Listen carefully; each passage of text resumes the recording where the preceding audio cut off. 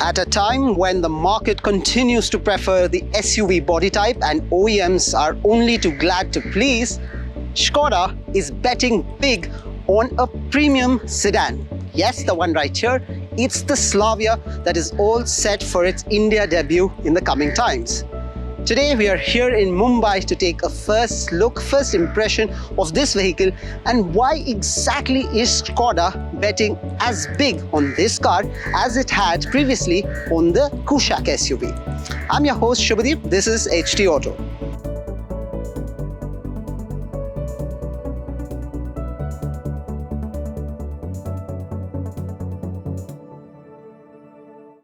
Now, much of the reason why SUVs succeed in the Indian market and markets around the world is because of how the car looks.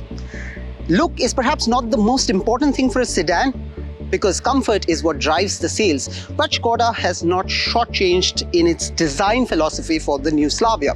Consider taking a look at the very familiar front grille. You've seen it on the Kushaq as well. It's similar, it's got chrome lining all around the vehicle. There is a dash of chrome on the eyebrow of the fog casing as well. The face of the vehicle is quite wide, quite appealing as well. The Slavia also features a very eye-catching headlight unit with a hexagonal LED module which is capable of producing low beam and high beam. The L-shaped LED strip looks very eye-catching. Now over at the side, the Slavia stands on 16-inch alloy wheels. The silver alloy design is understated and yet quite stylish and premium to look at. It's got a nice long profile from the side angle. It's got body lines running all the way from the A to the B and beyond the C pillar as well, which sort of accentuates its longish profile. You get the Skoda badge right here and the ORVMs are body colored. The wide body of the Slavia is most evident from the rear view because the profile of the car from behind is really nice and wide. It's also very stylish thanks to the C-shaped tail light units which are LED. The Skoda lettering is again a familiar sight and there is the Slavia lettering as well. Now, big surprise is that the boot space inside the Slavia is massive, mammoth. At over 500 liters, it's deep and can gobble up suitcases, perhaps of almost any dimension and size. Now, the Slavia definitely looks premium, but does it also offer premium comfort and space on the inside? Well, only one way to find out. Well, you know what? I'm very pleasantly surprised by how premium and plush the cabin of the Slavia is. Take a look at this well-appointed, well-laid yet simplistic dash that sort of oozes a premium quotient. This is not something that I've seen in too many of the cars that Slavia will compete against. The 10-inch infotainment screen is vivid, large, very responsive to touch and controls Apple CarPlay, Android Auto, navigation and your usual features that you would expect in the main infotainment screen. Now, Skoda does not want to shortchange you in terms of features, so great feature to have in the Slavia are the ventilated 2 front seats. The controls are next to the gear lever. You also get 2 Type-C charging points. You get a massive storage space for your phones and other knickknacks just under the Type-C ports. You also get a 12-volt charging socket, small cup holders next to the handbrake, and more storage options on the side doors as well. The door handles are done in chrome and rest everything has a nice soft touch plastics, at least on the door, and a bit of hard plastic here and there.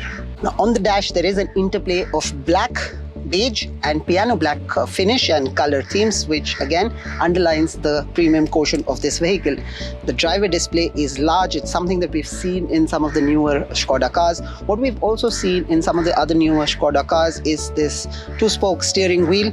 You can adjust it for rake as well as reach, and frankly you've got quite a nice feel from the steering here.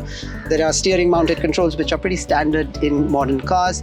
But I also particularly like the way the AC vents have been designed. They have a bit of chrome all around and yet not too much. There is a little dash of gold and bronze perhaps, which again goes on to, I keep saying this, perhaps adds to the premium upmarket quotient.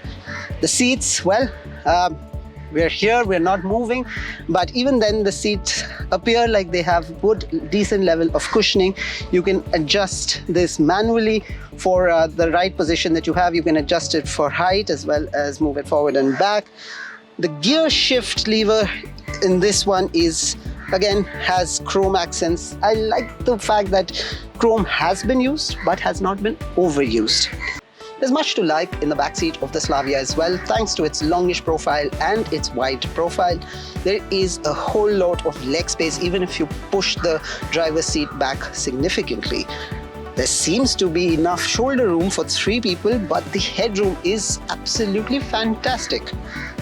I am not entirely sure about the angle of the back seat, so maybe on long journeys it could potentially be a bit of a bother, but for that you'll have to wait for our full in-depth review. Slavia, once launched, will be offered with a 1-litre TSI engine, a 1.5-litre TSI engine, 6-speed manual, 6-speed automatic and an optional 7-speed DSG gearbox. Now, once also launched, this car will take on the likes of the Honda City, Maruti Suzuki Ciaz and the Hyundai Verna. Will Skoda Slavia revive the mid-size sedan segment in the country? Time will tell, but we'll try to figure the answer to that in our in-depth first drive review as well. For now though, this is Shubhadeep signing out.